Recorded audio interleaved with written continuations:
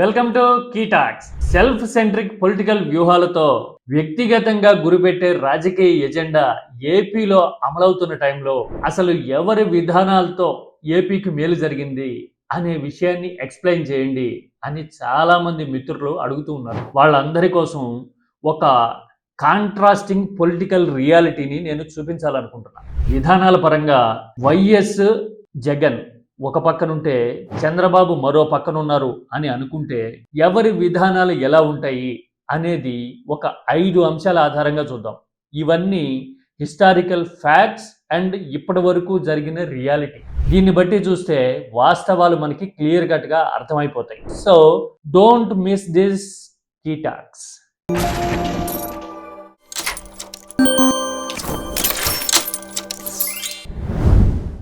ఏపీలో గత 30 ఏళ్లుగా రాజకీయాన్ని చూస్తే రెండు భావజాలాల మధ్య, రెండు కుటుంబాల మధ్య ఫైట్ జరుగుతున్నట్టుగా అర్థమైపోతుంది. ఒకటి వైఎస్ఆర్, రెండోది చంద్రబాబు. అయితే రాజకీయ అంశాలు గెలుపోవటంలో కాసేపు పక్క నుంచి అధికారంలో ఉన్న కాలంలో ఎవరు ఎలాంటి విధానాలు అనుసరించారు, ఎవరి ముద్ర దీర్ఘకాలం ఆంధ్ర రాజకీయాల మీద, తెలుగు నేల మీద ఉంది అనేది చూస్తే కొన్ని వాస్తవాలు మన కళ్ళ ముందుకు వస్తాయి. విధానాల వారీగా చూద్దాం. మొదటిది రుణమాఫీ. 2014 రాష్ట్ర విభజన జరిగిన సమయంలో కూడా రుణమాఫీ హామీతో చంద్రబాబు ఎన్నికల్లో విజయం సాధించారు బొటాబొటీ ఓట్లతో. గెలిచిన తర్వాత ప్రధాన హామీ అయిన రుణమాఫీ విషయంలో చంద్రబాబు మదింపులు కుదింపులు చేసి 5 ఏళ్ల పదవీ కాలంలో 3-4 విడతలు మాత్రమే చెల్లించి మిగతాదంతా కేంద్రం మనకి సాయం చేయకపోవడం వల్ల చేయలేకపోయాము అని చేతులు ఎత్తేయడమే కాదు, మళ్ళీ గెలిస్తే ఆ హామీని అమలు చేస్తాం అని చెప్పడం అనేది చాలా మంది రైతులకి మింగుడు పడల. ఇది ఒక షాకింగ్ ఎక్స్పీరియన్స్. అందుకోసమే 2019లో రైతులందరూ గంపగుత్తగా వైఎస్ జగన్ కి ఓటేయడం కనపడింది. ఏపీలో వైఎస్ఆర్ జమానాలో రుణమాఫీ చేయడమే కాదు, అప్పటి ప్రధాని మన్మోహన్ సింగ్ ని ఒప్పించి జాతీయ స్థాయిలో ఇదే విధానం అమలు అయ్యేలాగా చూసిన ఫినామినల్ హిస్టరీ అనేది వైఎస్ఆర్ కి ఉంది అనే విషయము చరిత్ర తిరిగేస్తే అర్థమవుతుంది. 2008 కాలంలో దేశవ్యాప్తంగా 71,000 కోట్ల రుణమాఫీ చేయడము అనేది హిస్టారికల్ మైల్ స్టోన్ గా కనబడుతుంది ఇండియన్ హిస్టరీలోనే. దీనికి ప్రధానమైన కారణం అప్పటి కాంగ్రెస్ ముఖ్యమంత్రిగా ఉన్న వైఎస్ఆర్ చొరవ. ఎందుకంటే నేను ఆంధ్రప్రదేశ్ లో చేశాను, దీని వల్ల ఇంతమందికి మేలుంటుంది, రాజకీయంగా అడ్వాంటేజ్ ఉంటుంది అని కాంగ్రెస్ అధిష్టానాన్ని, ప్రధానిని వైఎస్ ఒప్పించిన తీరు చాలా మందికి ఇప్పటికీ గుర్తు. అంటే రాష్ట్రంలోనే కాదు దేశవ్యాప్తంగా రుణమాఫీని అమలు చేయించిన ఘనత, చరిత్ర వైఎస్ఆర్ అయితే ఇచ్చిన రుణమాఫీలకి కొర్రీలేసి బర్రీలు మిగిల్చిన హిస్టరీ చంద్రబాబుది అని మనకు అర్థమవుతుంది. ఇక రెండోది గ్రామీణ ఆర్థిక వ్యవస్థ, వ్యవసాయానికి ఊతం.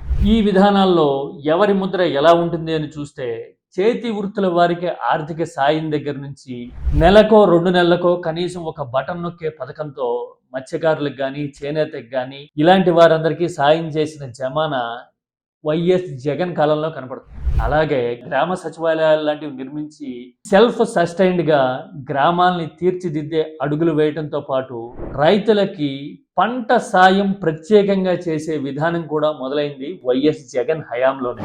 ఇప్పుడు అదే విధానాన్ని కొనసాగించక తప్పని ఒత్తిడి చంద్రబాబు మీద ఉండటం కనపడుతుంది. అంతకుముందు రైతుల కోసం స్పెసిఫిక్ గా చంద్రబాబు హయాంలో అమలు చేసిన విధానాలు లేవు కాబట్టి ఇక్కడ కంపేర్ చేయడానికి కూడా ఒక బ్యాలెన్స్ అనేది కనపట్ల.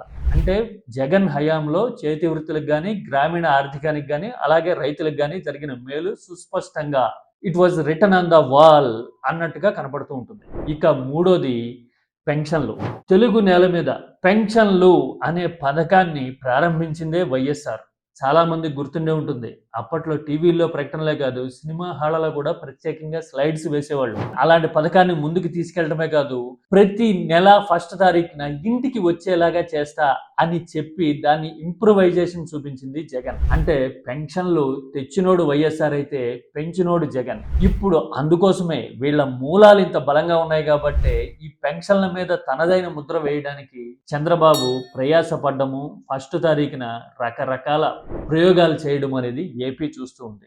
ఇక పరిపాలన పరంగా మైల్ స్టోన్స్ ఏమున్నాయి, రాష్ట్ర చరిత్రలో నిలిచిపోయే నిర్ణయాలు ఏమున్నాయి అని చూస్తే గనక కొత్త జిల్లాలు అనేవి ఏర్పాటు చేయడంతో పాటు జిల్లాలకి స్థానిక ప్రముఖుల పేర్లు పెట్టి చిరస్మరణీయంగా నిలిచిపోయేలాగా చేసిన ఘనత వైఎస్ జగన్కి దక్కుతుంది. వివాదాలకు భయపడో లేదంటే క్లియర్ కట్ డెసిషన్ తీసుకోలేకో నాంచివేత ధోరణితో నెట్టుకొచ్చిన హిస్టరీ చంద్రబాబు పరిపాలనలో కనపడుతుంది. అవునా కాదా? ఇక ఏపీ రాజకీయాల్లో ఈ మధ్యన సవాళ్లు కనబడుతున్నాయి. అసలు సంక్షేమం అనే పదం పుట్టిందే టీడీపీ గడపలో. ఎన్టీఆర్ఏ అసలు ₹2 కిలో బియ్యంతో మొదలు పెట్టారు సంక్షేమాన్ని అని కొందరు మాట్లాడడము, సవాళ్లు చేయడం కనబడుతోంది. ₹3 3.5 కిలో బియ్యం ఉన్నప్పుడు ₹2 కిలో బియ్యం ఇవ్వడం అంటే ఎన్టీఆర్ హయాంలో వచ్చిన పథకమే చారిత్రకం అని అనుకుంటే గనక పేదల కోసము, తల్లుల కోసము, విద్యార్థుల చదువుల కోసము నేరుగా ప్రతి ఏటా టంచనగా డబ్బులిస్తూ వాళ్ళని విద్యాపరంగా ముందుకు తీసుకెళ్లి జీవితాలు నిలబెట్టాలి అనే పథకం ఇంకెంత గొప్పదనుకోవాలి. అవునా కదా? అమ్మ ఒడి గురించే. ఇప్పుడు ఈ అమ్మ ఒడి అనేది ఏపీ పేద విద్యార్థులకు చూపుతున్న దారి విషయంలో కానీ లేదంటే గనక పేద కుటుంబాలకు ఇస్తున్న ఆసరా కానీ చూస్తే దాని నుంచి తప్పుకునే అవకాశం లేక ఇప్పుడు అదే పథకం పేరు మార్చి తల్లికి వందనం పేరుతో చంద్రబాబు కూడా అమలు చేయక తప్పని పరిస్థితి ఏపీ రాజకీయాల్లో కనబడుతోంది. అంటే పాత్ బ్రేకింగ్ డెసిషన్స్ విషయంలో కానీ పథకాల విషయంలో కానీ ముఖ్యమంత్రి అయిన తొలి 5 ఏళ్లలోనే జగన్ తనదైన ముద్ర వేశారు అనుకోవాలి. అంతకుముందు వైఎస్ఆర్ హయాంలో కూడా అంతే.